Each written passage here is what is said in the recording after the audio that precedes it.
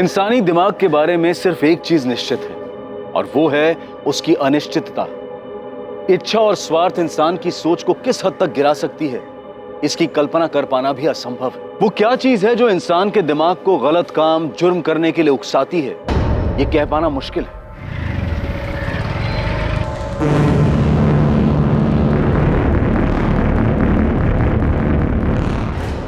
हाँ सब सही बोले आप। प्रताप राव मेरे से कर्जा लिया था, लेकिन उसमें क्या, ये तो मेरा धंधा है। जैसे अभिजीत वाघमारे, उसे भी कर्जा दिया था ना तुमने। आप उसके कर्जे को प्रताप राव के कर्जे से जोड़कर क्या खिचड़ी पका रहे हो? खिचड़ी तुम्हें समझ तो आ गई हो, बस नाटक कर रहे हो। चुपचाप चलो हमारे साथ। प्रदीप ध्यान रख, ये तो हो वो। हाँ मैंने धमकी दी थी मैडम, पर वो धमकी नहीं थी, बस बातचीत थी। हमारे भी बातचीत करने के तरीके से तो अच्छे से वाकिफ होगा कुणाल, काफी बार अंदर जो गया है। मैडम बता तो रहा हूँ, आरती विनीत से बहुत प्यार करती थी, विनीत भी उसको पसंद करता था, खाली निकिता की वजह से छुपा रहा था। निकिता भी कम नहीं थी मैडम, विनीत को कब्जे में करके रखा था उसने, फंसाया था उसको। देख मेरे को बिल्कुल पसंद नहीं है कि तू एक साइड में मेरी बहन के साथ लाइकिंग खेले और दूसरी साइड में वो निकिता के साथ चक्कर चलाए। कुणाल प्लीज समझना, मैंने निकिता को कमिट किया है। कट हो गया अभी वो। देख मेरी बहन आरती तेरे से बहुत प्यार करती है, उसका दिल नहीं दुखना चाहिए, और निकिता को कैसे बाहर करना ये अब तू देख। आज से तेरा सारा लाइकिंग मेरी बहन के लिए रहेगा, समझा? और अगर ऐसा नहीं हुआ ना तो मेरे को बहुत बुरा लगेगा, और तेरे को मालूम है मेरे को बुरा लगेगा तो मैं क्या करूँगा। मैडम प्यार का मामला था इसलिए प्यार से ही निपटाया था। तो चिंता मत कर, हम भी तेरे से प्यार से पूछेंगे, बस इतना ध्यान रखना हमें बुरा ना लग जाए। मैं कुछ समझा नहीं प्रदीप, तुम क्या कहना चाहते? अरे पुलिस जाधव भाव को उठा के ले गई है पूछताछ करने के लिए, लेकिन क्यों? तुम्हारी लड़की के केस में प्रताप भाव तुमको चलना पड़ेगा, समझाना पड़ेगा उन लोगों को। हाँ साहब, देखा मैंने इस आदमी को, ये अपनी दुकान पे आया था अमित भाव से मिलने, फिर अमित भाव इसको तुरंत लेके बाहर चले गए थे। यहाँ नहीं मेरे पीछे पीछे। 27 अप्रैल को अमित को जो फोन आया था उसके बारे में जानते हो? जी साहब, मैं उस टाइम दुकान पे ही था अमित भाव के साथ। मेरी बहन ये कब पैदा हो गई? मेरी कोई बहन है ही नहीं। हेलो हेलो, अजीब आदमी है, कुछ भी बकवास किया जा रहा है। ए दिनेश, एक काम कर, थोड़ा काउंटर सवाल में आता हूँ। जी बाब। फिर अमित भाव थोड़ी देर बाद वहाँ से बाहर चले गए थे, बस उसके आगे मैंने कुछ नहीं सुना साहब। क्या वो फोन इस हिस्ट्री शीटर किशोर कदम ने किया था? अमित की इसी से बात हुई थी? दिनेश, तुम इकलौते आदमी हो जिसने अमित को किशोर कदम के साथ मिलते जुलते देखा था। अमित की प्लानिंग के बारे में और क्या जानते हो? साहब मेरे को जो कुछ भी मालूम था मैंने आपको सब कुछ बता दिया, और साहब आपको मेरे को सुरक्षा देनी होगी। साहब अमित भाव बहुत खतरनाक आदमी है साहब, उसको ये सब मालूम पड़ेगा। घबराओ मत दिनेश, तुम्हें कुछ नहीं होगा।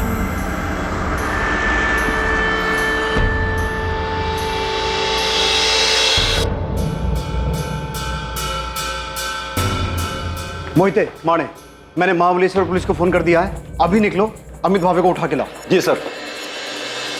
अमित भावे, निकिता आप्टे का कजन, उसे पुलिस ने हिरासत में ले लिया था। उन्हें शक था कि इस भयानक वारदात में उसका हाथ है, क्योंकि हिस्ट्री शीटर किशोर कदम, जिस पर पुलिस को शक था इस जुर्म को अंजाम देने के लिए, इन्वेस्टिगेशन में अमित के साथ उसके संबंध सामने आए थे। दूसरी तरफ आरती तांबे का भाई कुणाल सामंत भी निकिता के केस में संदिग्ध था, और साथ ही साथ पुलिस को साहूकार विक्रम जाधव पर भी गहरा शक था। आरती, ये तुम्हारे कजन कुणाल सामंत की फोन लोकेशन है, जिसमें साफ दिखाई दे रहा है कि 27 अप्रैल को ये उसी एरिया में था जहां से हमें निकिता की लाश मिली। हाँ, तो मुझे इसके बारे में कुछ नहीं पता।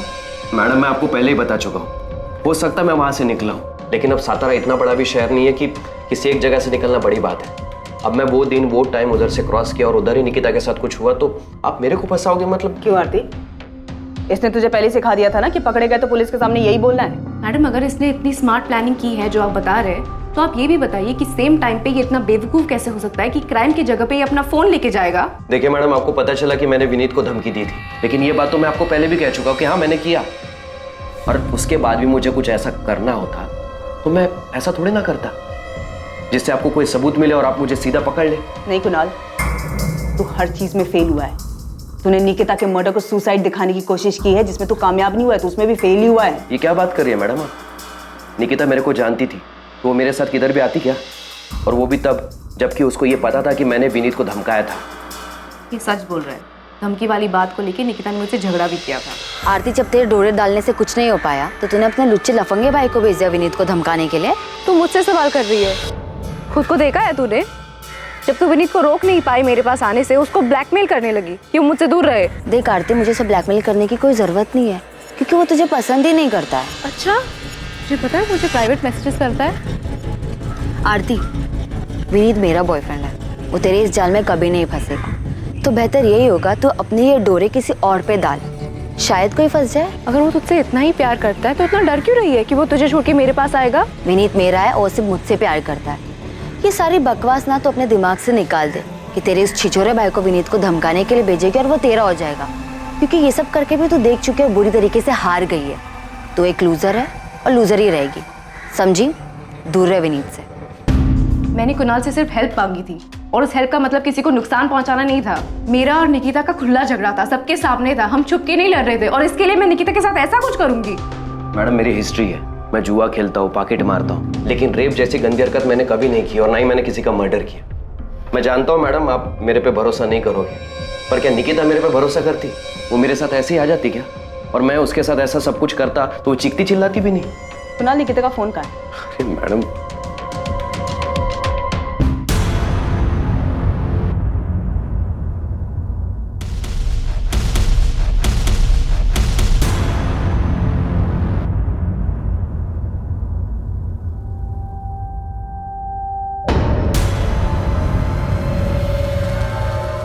हमारे पास सबूत है कि 27 अप्रैल को जब निकिता का रेप और मर्डर हुआ था तो क्राइम सीन के आसपास ही था। मैडम, उस दिन मैं किसी काम से वहां गया होऊंगा, पर मैं निकिता को नहीं मिला।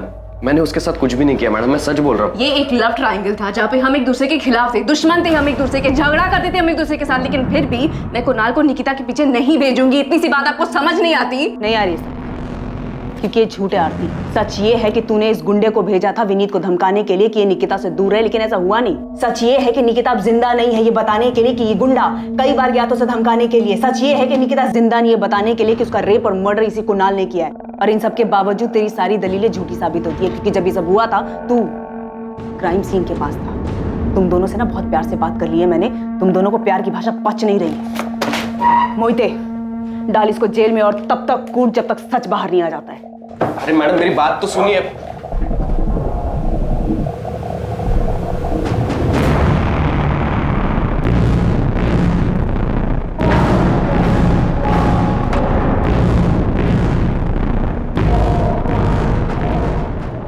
अगर हम विक्रम जाधव से पूछताछ कर रहे हैं तो इसमें आप इतना परेशान क्यों हो रहे हैं? आप मेरी परेशानी अच्छी तरह समझते हैं साहब। घुमा फिरा के आप यही कहना चाहते हैं ना साहब कि मैंने जादव बाबू से कर्जा लिया था और अपनी बेटी को उसके पास भेजा था ताकि ये कर्जा माफ हो जाए। हमने तो ऐसा नहीं कहा। तो फिर और क्या पूछेंगे विक्रम बाबू से आप?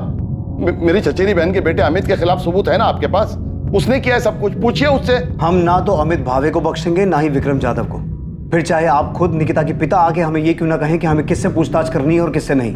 आप ये कहना चाहते हैं कि एक बाप ने खुद अपनी बेटी को उस आदमी के पास भेजा था जिससे उसने कर्जा लिया था? प्रताप राव जी, हम किसी ऐसे नतीजे पर नहीं पहुंचे हैं, लेकिन आप जिस तरीके से जोर देकर इस बात पे अड़े हुए हैं कि हमें विक्रम जाधव से पूछताछ नहीं करनी चाहिए, उससे कुछ चीजों पर शक हो रहा है।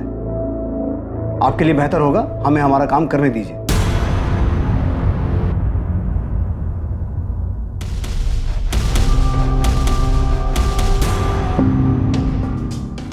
अलका और अभिजीत के सुसाइड करने के बाद मैं माना था मैं गलती किया था, एक जानवर जैसा। जानवर जैसा नहीं, तू जानवर ही है विक्रम जाधव। हाँ साहब, मैं माना मुझे वैसा नहीं करना चाहिए था। जिस बात से बाद में तो अदालत में मुकर गया कि तूने अलका वाघमारे के साथ ऐसा कुछ किया था, और वो बेचारी भी मरने से पहले ऐसा कुछ छोड़ के नहीं गई जिससे तुझे तेरे किए की सजा मिले। सुरवे, हमारे पास इस बात के पुख्ता सबूत थे कि अलका वाघमारे को विक्रम जाधव की कोठी के बजाय फ्लैट पे बुलाया गया अकेले, जो कि मानदेव चौक में है। हमने विक्रम जाधव को अरेस्ट भी किया और उसने यही कहा कि उसने कभी पैसों को लेकर अलका या उसके पति पे दबाव नहीं डाला। मूल तो छोड़ो, 2 साल से ब्याज भी नहीं दे पा रही थी, जिसका इसने फायदा उठाया, और जब ये नहीं टूटा तो हमने इसके राइट हैंड प्रदीप को तोड़ा। एक आदमी और एक औरत ने सुसाइड किया प्रदीप, और तू जानता है कि ये सब तेरे उस जादव भाव के इशारे पे हुआ है। देख, वो तो जेल में जाएगा ही, अगर तू नहीं बोला तो तू भी जेल जाएगा। सच बोल रहा हूँ, अलका बहनी खुद उधर आई थी।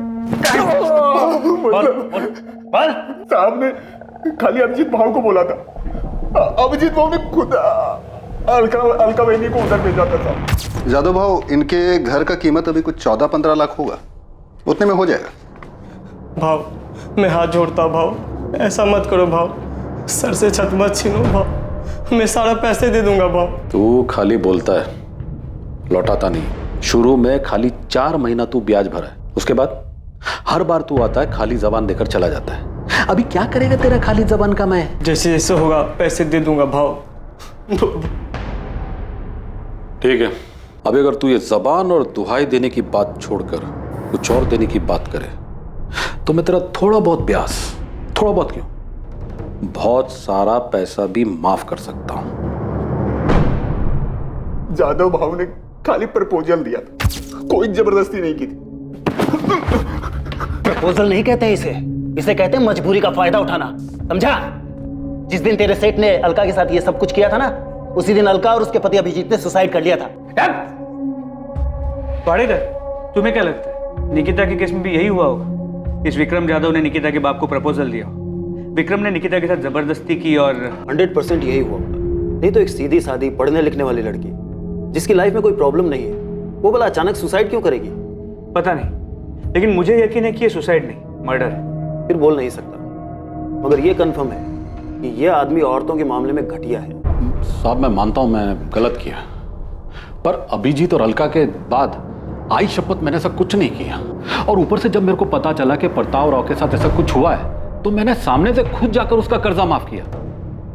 तो तू अब धर्मात्मा बन गया है जो सामने से जाके माफ किया? नहीं साहब, मैं धर्मात्मा नहीं बना साहब, मैं डर गया था। जब मुझे पता चला कि प्रताप राव के लड़की ने सुसाइड की करके, तो मेरी हालत टाइट हो गई। मैं समझ गया कि ले दे के प्रताप राव के कर्जे की बात सामने आएगी तो मेरी भी हिस्ट्री खुल जाएगी।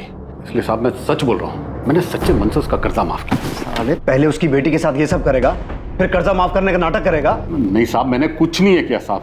आप बेकार में मेरे पीछे पड़ के असली मुजरिम को खुला छोड़ रहे हो। आई शपथ, मैं बोल रहा हूँ साहब, मैंने कुछ नहीं किया साहब, मैंने कुछ नहीं किया। सचिन, इसके राइट हैंड प्रदीप को उठाओ। अलका वाघमारे केस में वो टूटा था, इस केस में भी वही टूटेगा। तबीयत से धुलाई करो उसकी। लेकिन सर, मुझे नहीं लगता कि इस केस में ये विक्रम इन्वॉल्व है। अलका वाघमारे केस में विक्रम ने अलका का यूज किया और उसके बाद अलका और उसके पति ने सुसाइड किया। लेकिन सर, इस केस में सचिन, मैं जानता हूं तुम्हें लगता है ये सुसाइड नहीं मर्डर है, लेकिन अगर कोई इस केस को सुसाइड की शक्ल देकर मर्डर को छुपा सकता है तो सुसाइड को कवर अप करने के लिए कोई इस केस को मर्डर की शक्ल भी दे सकता है। ये जादव बहुत घटिया इंसान है। ब्याज कम करने के नाम पर अभिजीत वाघमारे को उसकी बीवी को अपने पास बुलाने का प्रपोजल दे सकता है, तो ये भी कर सकता है। ऐसे वाहियात इंसानों की फितरत कभी जाती नहीं। इसे लगा ही नहीं होगा कि निकिता सुसाइड कर सकती है। इसे क्या, निकिता के बाप को भी नहीं लगा होगा। बाहर वाले लोग जो बातें बना रहे हैं तो अलग, और मालती, शिवम, तुम लोग मुझसे ऐसे घटिया सवाल कैसे कर सकते हो कि मैंने निकिता को जादव के पास भेजा था? तुमको लगता है कि मैं ऐसा करूंगा? और आपको क्या लगता है ताई सुसाइड क्यों करेगी? उस आरती की वजह से। उसने सुसाइड नहीं किया है, ये सब उस कमीने अमित भावे ने किया है। उसने पुलिस को झूठ बोला है कि उसको गुमनाम फोन आया था। ये सब उस हिस्ट्री शीटर किशोर कदम ने किया है। पुलिस उस किशोर कदम को पकड़ नहीं पा रही है, इसलिए अपने आप को बचाने के लिए विक्रम की बलि चढ़ाना चाहती है।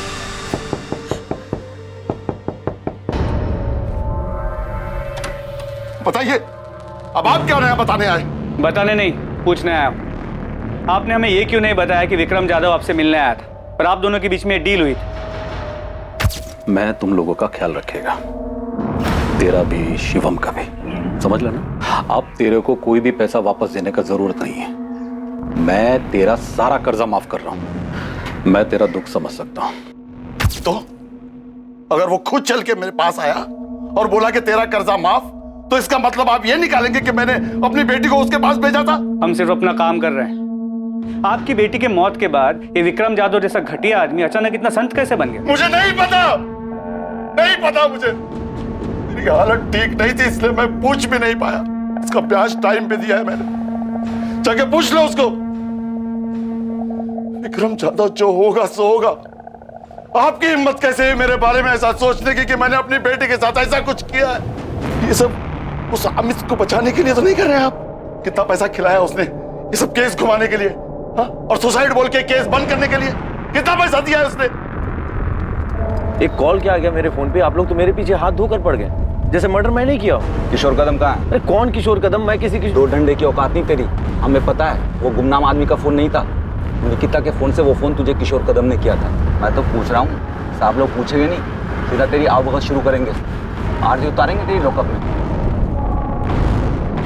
कुणाल, पुलिस ने मेरे पीछे अपने लोग लगा रखे हैं, मेरे हर मूवमेंट पे नजर रख रहे हैं, मेरे फोन रिकॉर्ड्स तक निकलवा रहे हैं। तेरे को क्या लगा आरती, तू विनीत के लिए बावलो जैसी हरकतें करेगी और उसके बाद तेरे से कोई कुछ सवाल नहीं पूछेगा? मैंने कभी नहीं सोचा था कि निकिता के साथ ये झगड़ा उसकी मौत पे खत्म होगा। तू मेरे पे इल्जाम डाल रही है क्या? देख, पुलिस को मेरे ऊपर पहले से शक है, तो क्यों ये सब बोलकर उनका शक गहरा कर रही है? और तो तू वहां पे करने क्या गया था जहाँ पे निकिता की बॉडी मिली थी? कहीं तूने तो नहीं? वाह वाह आरती, सही कर रही है, पर याद रख, अगर तू ये सब मेरे पर थोपेगी ना तो तू भी मेरे साथ कटघरे में है। मैं समझ गया तू कितनी सेल्फिश है। तूने विनीत के लिए मेरा यूज किया, और अब जब निकिता मर गई तो खुद को बचाने के लिए मुझे बलि का बकरा बना रही है। एक बात याद रख, अगर तू मुझे फंसाएगी ना तो तू भी नहीं बचेगी।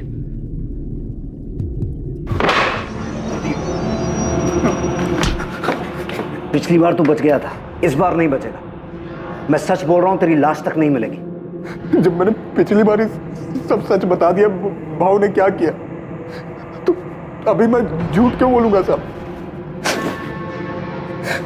कसम से साहब, वो लड़की उधर अगर आई भी होगी और भाव ने उसके साथ कुछ किया भी होगा तो मेरे को नहीं मालूम। तेरे भाव ने प्रताप राव का कर्जा क्यों माफ किया, वो भी निकिता के मरने के बाद? जितना मुझे मालूम है, भाव लड़की के मरने के बाद बहुत डर गया था।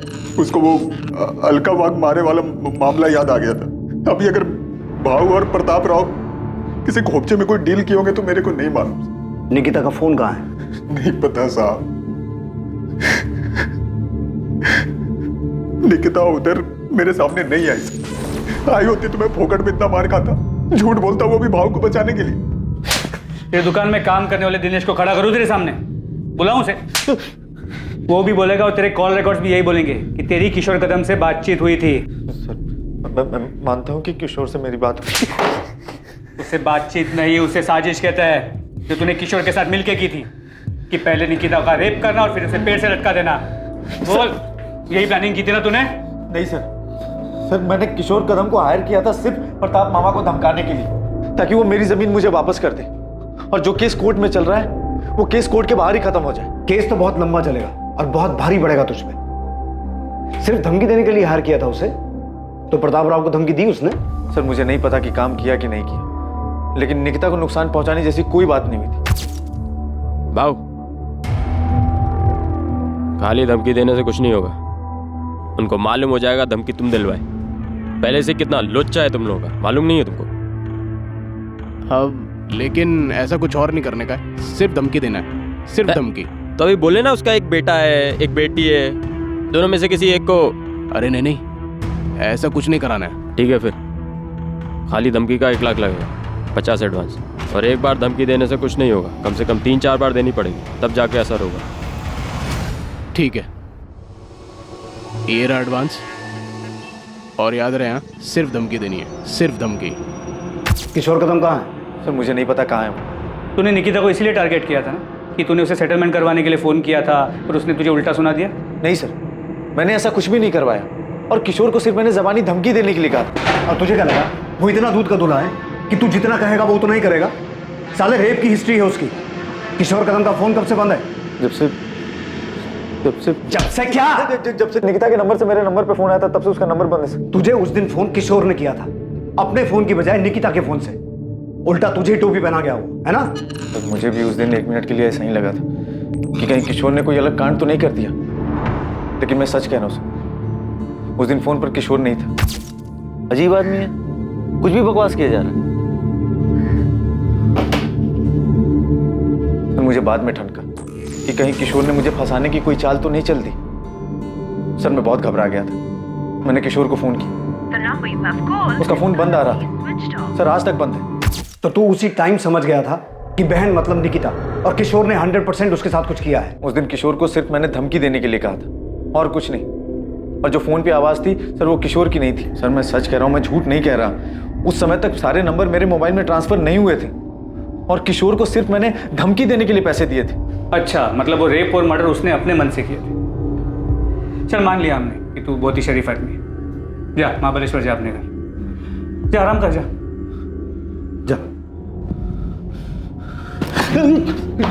जब तक किशोर कदम मिल ना जाए ना, इसकी खूब सेवा करो, दिल से सेवा करो। निकिता के साथ जो कुछ भी हुआ है, यही साला उसकी जड़ है। सर मैं सच कह रहा हूं, मैंने कुछ नहीं किया सर। सर क्या वाकई किशोर कदम ने अमित की बात अनसुनी करते हुए इस जुर्म को अंजाम दिया था? अमित भावे की बात का तथ्य तब तक साबित नहीं हो सकता था जब तक किशोर कदम पुलिस के हाथ नहीं लगता और उससे पूछताछ नहीं हो जाती। किशोर तक पहुंचने के लिए पुलिस ने महाराष्ट्र के हर शहर में उसकी तलाश शुरू कर दी थी। उसकी खबर देने वाले को इनाम देने की घोषणा तक की गई थी। किशोर को गिरफ्त में लेने के लिए शहर और शहर के बाहर के सभी पुलिस नेटवर्क उसकी तलाश में लगा दिए गए थे। मुझे किशोर कदम नाम के आदमी ने कभी कोई धमकी नहीं दी, पर इस बात में कोई शक नहीं है कि जो कुछ मेरी बेटी के साथ हुआ है उसमें अमित का हाथ है। सीधे सीधे इस सवाल का जवाब दीजिए। जब हमने आपसे पहले पूछा था कि आपका किसी के साथ कोई झगड़ा है, कोई दुश्मनी है, तब आपने हमें क्यों नहीं बताया? क्योंकि मुझे पता नहीं था साहब। मैं सोच भी नहीं सकता था कि जो आदमी मेरा रिश्तेदार है वो जमीन की लालच में इस हद तक गिर सकता है। मुझे ये भी कहाँ पता था कि निकिता का कोई बॉयफ्रेंड था, और ना ये पता था कि रोज की तरह वो उस दिन भी कॉलेज तो जा रही थी पर कभी लौट कर नहीं आई, और मिलेगी भी तो इस हाल में। किशोर कदम अब पुलिस के लिए सबसे अहम संदिग्ध था, पर क्या वो सच में गुनहगार था? अमित ने जो उसे काम सौंपा था उसने उससे बढ़कर ये घिनौनी हरकत की थी। दूसरी तरफ विक्रम जाधव, जिसने निकिता के पिता को कर्जा दिया था, और कुणाल सामंत, जिसने अपनी बहन के लिए विनीत को धमकी दी थी, वो दोनों भी संदिग्ध बने हुए थे, लेकिन उनके खिलाफ कोई पुख्ता सबूत नहीं मिल पा रहे। इन सब के अलावा भी कोई था जो इन घटनाओं से परेशान था जो निकिता के साथ घटी थी। ऐसा भी कुछ था जो निकिता का बॉयफ्रेंड विनीत शुरू से जानता था, या शायद बहुत कुछ जानता था जो उसने पुलिस को नहीं बताया था। क्या विनीत कुछ छुपा रहा था? सर, किशोर कदम कोल्हापुर में पकड़ा गया है। ग्रेट। इस केस की सबसे अहम कड़ी अब हमारे हाथ लगी है। प्रतिमा, क्या लगता है तुम्हें, विक्रम जाधव और कुणाल सामंत को अब अंदर रखने से कोई फायदा है? उनसे और कुछ मिल सकता है? सर, विक्रम जाधव के एंगल में अभी तक हमें कुछ भी नहीं मिला है।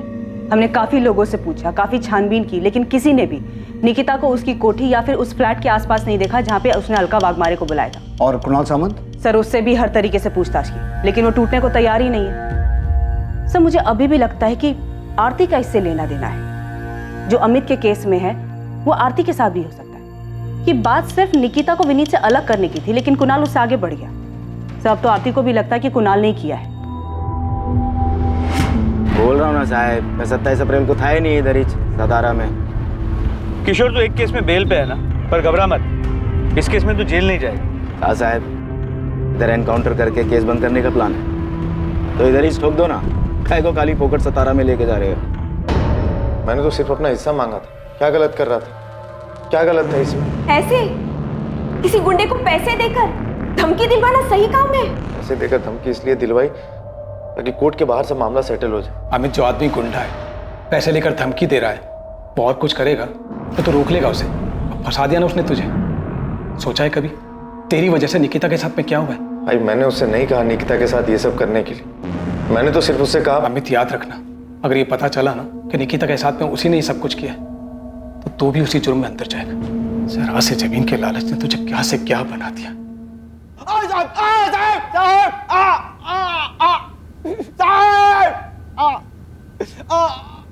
तीन दिनों तक लगातार पूछताछ और मार खाने के बावजूद किशोर कदम ये कबूल करने को तैयार नहीं था कि उसने ये जुर्म किया था।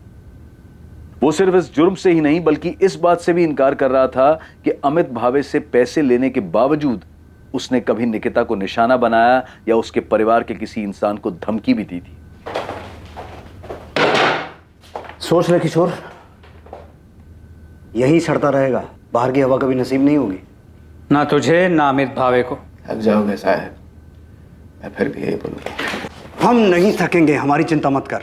अब अगर अपनी सलामती चाहता है तो ये बता कि रस्सी कहाँ से खरीदी? हाथ से गला घोंट के मारा या रस्सी गले में डाल के? साहब, जब इतना मान के बैठे हो तो मेरे मुंह से सुनने का क्या मतलब? साहब, मैंने पैसा धमकी देने के लिए लिया था और वो भी नहीं दिया, खाली पैसा कब्जी किया। लड़की का छोड़ो साहब, उसकी फैमिली के किसी एक आदमी के पीछे नहीं गया मैं। आप लोग मेरे को एड़ा समझते हो क्या? मैं लड़की के फ़ोन से अमित को फ़ोन करूंगा? मेरे को समझ में नहीं आता क्या? क्या देख रहे हो साहब, मैंने उस लड़की के साथ कुछ भी नहीं किया है। इसने नहीं किया, विक्रम जाधव ने नहीं किया, कुणाल सामंत ने नहीं किया, तो फिर किया किसने? सर प्रतिमा विनीत से बात कर रही है, उसके और निकिता की आखिरी मीटिंग के बारे में। प्रतिमा को अब भी लगता है कि ये विनीत पूरा सच नहीं बता, कुछ छुपा रहा है। मैडम मैं कुछ नहीं छुपा रहा हूँ, सच बोल रहा हूँ। आरती के भाई ने तुझे धमकी दी। आरती और निकिता के बीच में तेरी वजह से झगड़ा चल रहा था, और निकिता ये भी जानती थी कि तू आरती को मैसेज करता था, फिर भी निकिता तेरे जैसे डबल ढोलकी पे विश्वास करती कि मैडम मैं कोई डबल ढोलकी नहीं हूँ। आरती के साथ मेरा कुछ नहीं था, मैं निकिता से प्यार करता था। हाँ, कुछ टाइम के लिए मैं आरती की तरफ अट्रैक्ट हो गया था, और निकिता कुछ ज्यादा इस बात से डर गई। और इसी बात का डर उसे उस दिन भी था ना? नहीं, वो नाराज थी कि मैंने आरती को मैसेज की, और इसी बात से परेशान थी। वो ये समझ ही नहीं रही थी कि वो मुझे लेके बहुत ज्यादा पॉजेसिव हो रही थी। परेशान हो गया था उसकी इस आदत से। और इस परेशानी का हल तूने ये निकाला कि उसे आरती? नहीं, बिल्कुल नहीं। हाँ, मुझसे थोड़ा तंग जरूर आ गया। निकिता तुम सिर्फ अपने बारे में सोचते हो, तुम्हें जो ठीक लगता है वही होगा, और मैं चाहूँ या ना चाहूँ मुझे भी वही करना पड़ेगा। अब मुझे भी लग रहा है कि मुझे सोचने के लिए टाइम चाहिए। क्या सोचने के लिए टाइम चाहिए? कि क्या बहाना बना के मुझे छोड़ सको, कैसे उस आरती के पास जा सको? मुझे अपने बारे में सोचने के लिए टाइम चाहिए, क्या सही है क्या नहीं। हर बात तुम्हारे और आरती के बारे में नहीं होती। पक चुका हूँ यार तुम दोनों से। क्या कहा तुमने? तुम पक चुके हो मुझसे? निकिता, हमें एक दूसरे को थोड़ा टाइम देना चाहिए, ये हम दोनों के लिए अच्छा रहेगा।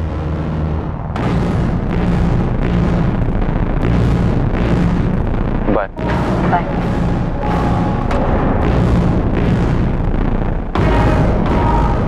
आरती को लेकर उस दिन फिर हमारे बीच में झगड़ा हुआ। निकिता भी थोड़ी अपसेट हो गई थी, मैं भी परेशान हो गया था, इसलिए मैंने निकिता को उसके बाद कॉल नहीं की। मैं कुछ टाइम के लिए अकेला रहना चाहता था। उसका फ़ोन नहीं आया, मुझे लगा कि शायद वो मेरी बात समझ गई, इसलिए फ़ोन नहीं कर रही। ये बात तूने हमें पहले क्यों नहीं बताई? क्योंकि ये मैडम हमारा पर्सनल था, और निकिता के साथ जो हुआ है उसका इससे कोई लेना देना नहीं। तुझे कैसे पता लेना देना है कि नहीं? वो मवाली कुणाल या उसकी बावली बहन आरती, उन्होंने निकिता के साथ कुछ नहीं किया होगा? नहीं, मुझे नहीं लगता उन्होंने कुछ किया। मुझे लगता है निकिता के साथ कुछ और हुआ। कुछ और मतलब? ये तो मुझे नहीं पता, पर जो भी हुआ है उसका मुझसे कोई वास्ता नहीं।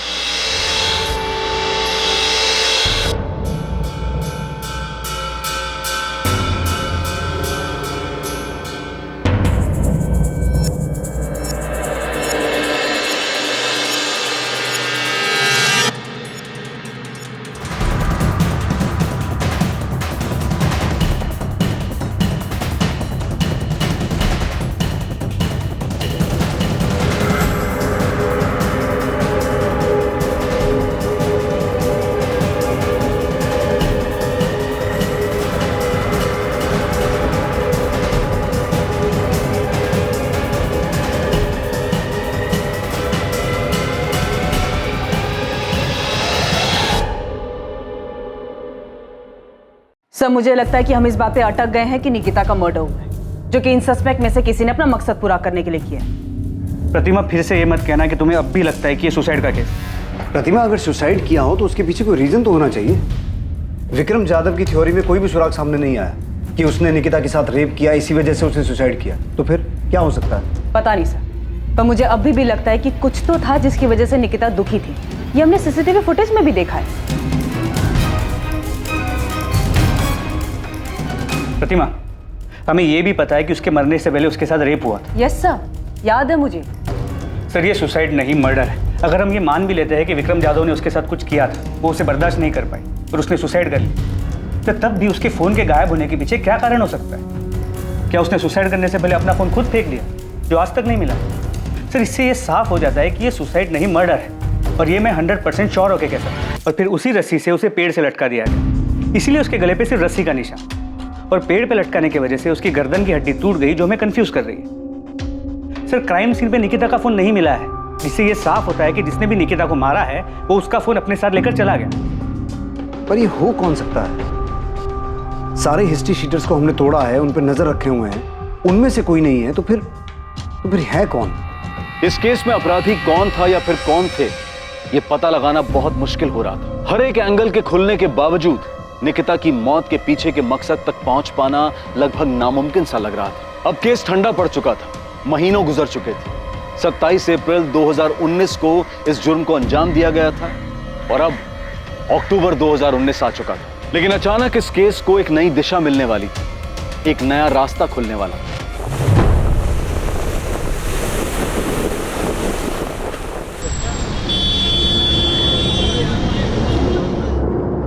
हाँ, IMEI नंबर यही है। ये निकिता आप्टे का ही फोन है।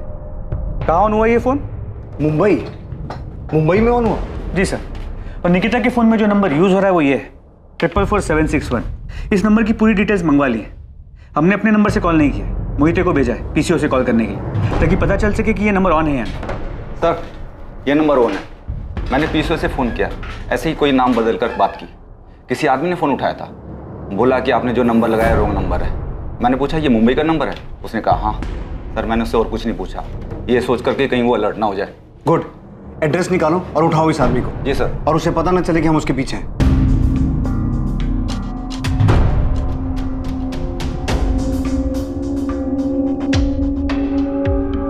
सर, नंबर किसी अविनाश मोरे के नाम पे रजिस्टर्ड, कांदिवली का एड्रेस। फौरन मुंबई के लिए निकलो और इस आदमी को उठा के लाओ। प्रतिमा, इसकी फोटो निकिता की फैमिली को दिखाओ और पता करो इसे पहचानते हैं क्या, और ये भी चेक करो इसकी कोई क्रिमिनल हिस्ट्री है क्या। ठीक है सर।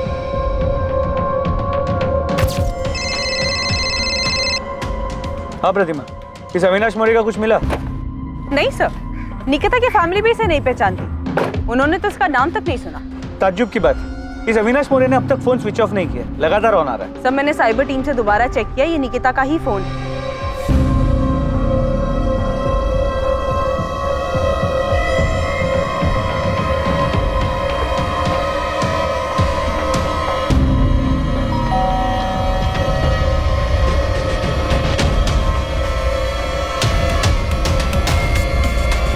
जी अविनाश मोरे? जी भाई हूँ। तू जो फोन यूज करता है वो कहाँ है? आप लोग हैं कौन और ये पूछ क्यों रहे हैं? सतारा पुलिस। और साहब, आप मेरा फोन क्यों देखना चाहते हैं? क्योंकि वो फोन तेरा नहीं, किसी और का है। नहीं, ये तेरा फोन नहीं। साहब, ये मेरा ही फोन है। तेरा नंबर 44761 3 दिन पहले एक फोन में एक्टिव हुआ था, वो फोन कहाँ है? साहब, लेकिन हुआ क्या है? 3 दिन पहले तेरा नंबर जिस फोन में एक्टिव हुआ था वो फोन सतारा के निकिता आप्टे का है, जिसका 6 महीने पहले रेप और मर्डर हुआ है। वो सब तो मुझे पता नहीं है, लेकिन इसी फोन में मैंने 3 दिन पहले सिम डाला था। अविनाश, वो फोन ऐसे नहीं, ऐसे दिखता है। सर, इसे लॉकअप में ले जाके पूछते हैं, तब याद आ जाएगा इसे।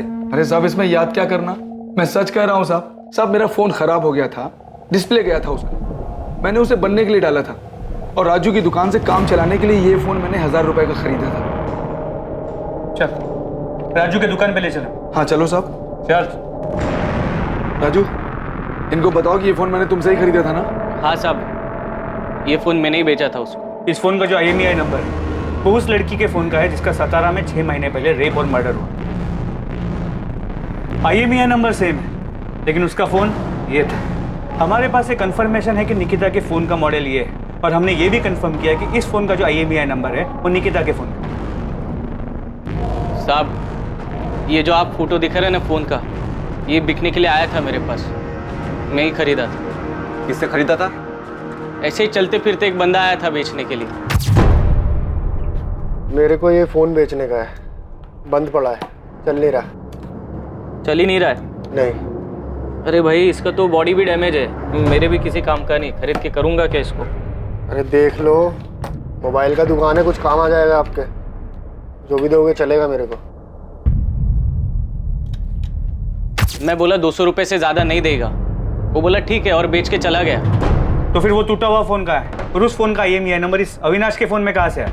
ये फोन का बॉडी एकदम डैमेज हो गया था, बैटरी वैटरी सब ठीक था, तो मैंने बाहर का बॉडी निकाल के फेंक दिया और अंदर का माल मटेरियल जुगाड़ करके ये फोन में फिट कर दिया। तुम्हें ये फोन किसने बेचा? उसका नाम क्या है जिसने बेचा? नाम तो याद नहीं साहब, 1-2 महीना हो गया अभी। देख राजू, हमें वो आदमी चाहिए, और अगर वो नहीं मिला ना, हम तेरी जन्म पत्री बना देंगे कि तूने सतारा में उस लड़की के साथ रेप और मर्डर किया। खाली फिल्म मेरे को काहे को फंसा रहे साहब, मैं तो खाली फोन खरीदा था। जिसने फोन बेचा उसका हुलिया याद है? साहब, याद करने की कोशिश करता हूँ साहब।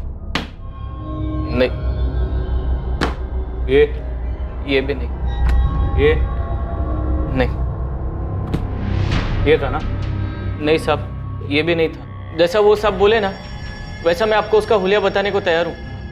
सच्ची साहब, जितना याद है सब बताऊंगा, बिल्कुल नहीं घुमाऊंगा, कसम से।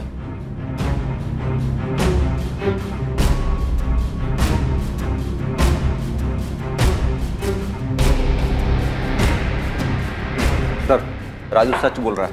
उसे जितना याद था उसने पूरी ईमानदारी के साथ याद करके स्केच बनवाया। ठीक है, फिर भी यहाँ मुंबई पुलिस को बोलता हूँ इस राजू पे नजर रखें, और तुम पता करो कि निकिता के पहचान में कोई है जो इस स्केच वाले आदमी को जानता है। ठीक है सर।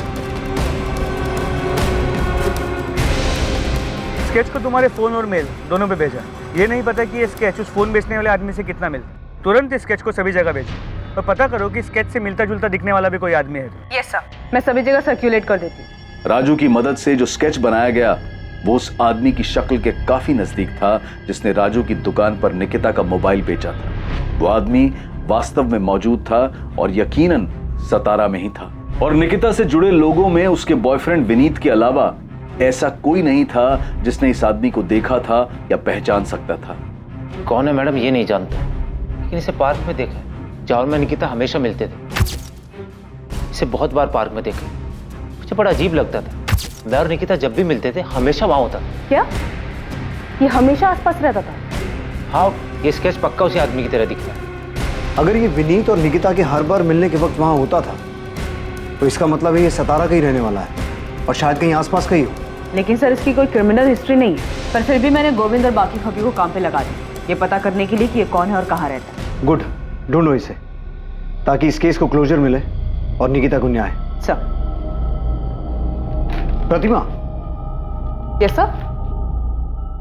तुमने बताया कि विनीत कह रहा था कि ये हमेशा पार्क में मौजूद रहता था, उन्हें घूरता था। यस सर, वो दोनों जब भी पार्क में मिलते थे ये वहां रहता था। 27 तारीख की निकिता की वो फुटेज निकालो। हमें इस एंगल के बारे में कुछ पता नहीं था, हमने कुछ मिस किया है। 27।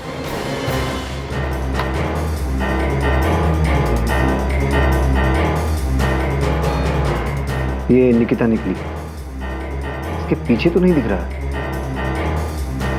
एक काम करो, निकिता के दिखने से 5-10 मिनट पहले का फोटो चेक करो।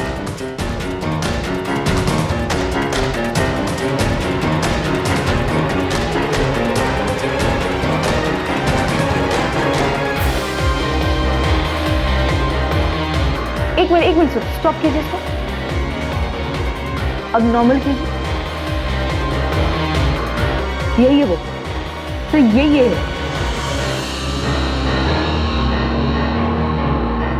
हाँ हाँ सर, ये वही आदमी है। क्या इसी ने निकिता के साथ निकिता का मोबाइल इसके पास था जो इसने मुंबई में जाके बेचा। ये है कौन? साहब इस तरफ प्रशांत केलकर नाम है इसका, इलेक्ट्रिशियन है, यहीं सातारा का ही है। पुलिस ने इस आदमी का स्केच बनवाया था। उसे 27 अप्रैल की सीसीटीवी फुटेज में पहचान लिया गया और पुलिस अपने मुखबिर की मदद से उस तक पहुंच गई। जी चल आजा। क्या हुआ साहब, क्या बात हो गई? साले 6 महीने से भटका रहा है, पूछ रहा है क्या हो गया? मुझे नहीं पता क्या हुआ। चल अब चल। प्रशांत केलकर नाम है उसका, इलेक्ट्रिशियन है। विनीत ने बताया कि निकिता विनीत जब भी पार्क में मिलते थे ये हमेशा वहां होता था। ये कौन? ये किशोर कदम की तरह कोई दूसरा आदमी जिसको अमित ने पैसे देकर निकिता को? नहीं, प्रशांत हिस्ट्री शीटर नहीं। उसे पुलिस स्टेशन ला रहे हैं, फिर पूछताछ करेंगे उससे। मैडम इस आदमी का मेरी बहन से क्या लेना देना? पता नहीं शिवम, अभी कुछ नहीं बता सकता। ऐसे ही बोलेगा या इलेक्ट्रिक शॉक खाएगा? बिना झटका खाए बोल दे, बेहतर है। निकिता का फोन तेरे पास था, उस मोबाइल शॉप वाले राजू ने तुझे पहचान लिया।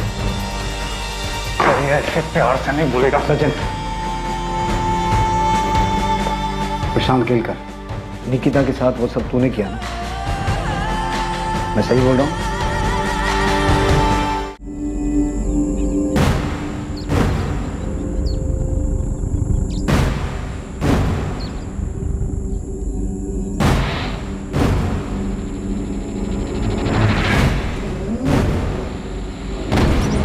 जी आप निकिता है ना?